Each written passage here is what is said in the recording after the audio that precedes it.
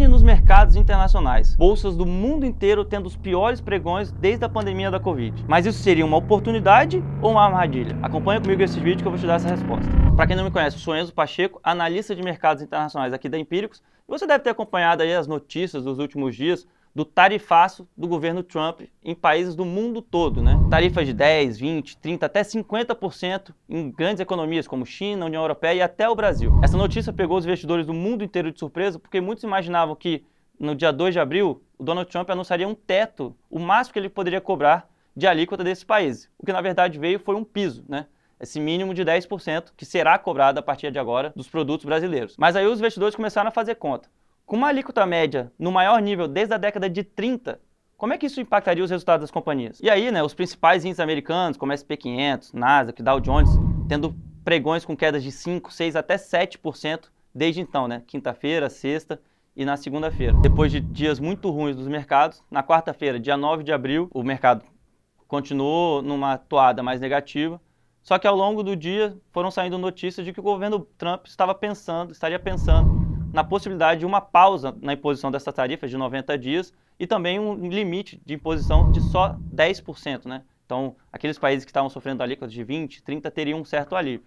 Isso trouxe uma paz para os investidores, tanto que o S&P 500 teve uma valorização de quase 10%, o melhor pregão desde a crise de 2008 e o terceiro melhor pregão desde a década de 30, o Nasdaq se valorizou mais de 12%, então parecia que a gente teria um certo alívio para os mercados internacionais. A princípio, o pregão de quarta trouxe uma paz para os investidores, mas algumas dúvidas importantes permaneceram na cabeça dos investidores, como, por exemplo, a alíquota imposta dos produtos chineses, né?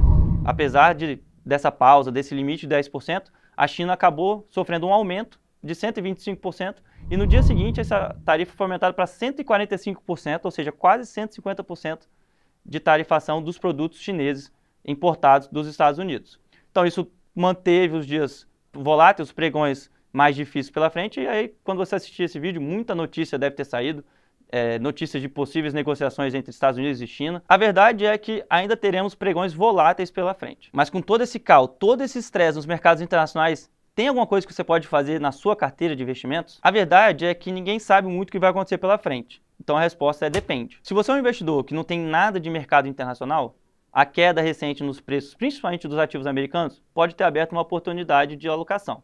Mas eu saliento que tem que ser com parcimônia. Você não deve ainda entrar com muito afinco nesses ativos, dado, né, a perspectiva de pregões voláteis pela frente. Mas montar uma posição, iniciar uma posição, colocar 1, 2, 3% do seu portfólio em ativos americanos, pode ser o início de uma posição duradoura em ativos internacionais. Já se você tem alguma exposição a ativos internacionais, vai depender de como você reagiu das quedas dos últimos dias. Se você ficou incomodado, viu todos os ativos ali no vermelho, se perguntando por que você investiu em bolsa americana, bolsa europeia, eu entendo que você poderia reduzir um pouco a sua exposição.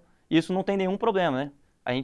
Aqui quando a gente fala de investimentos, a gente está pensando numa maratona, algo de longo prazo, e esses ajustes são mais do que normais num portfólio de um investidor completo. Por outro lado, se você viu essas quedas com tranquilidade, não tem tanta preocupação assim, como eu falei, se a pessoa não tinha nada, pode começar a pensar a possibilidade de ter uma posição e você também pode pensar a possibilidade ali de determinados ativos da sua carteira, dado o recuo forte em alguns papéis, por exemplo, empresas de tecnologia caindo 20%, 30%, você pode pensar na possibilidade ali de aumentar a posição nesses ativos. Mas, de novo, tudo com muita parcimônia, já que eu entendo que a gente vai ter ainda pregões voláteis pela frente. Então, resumo da ópera.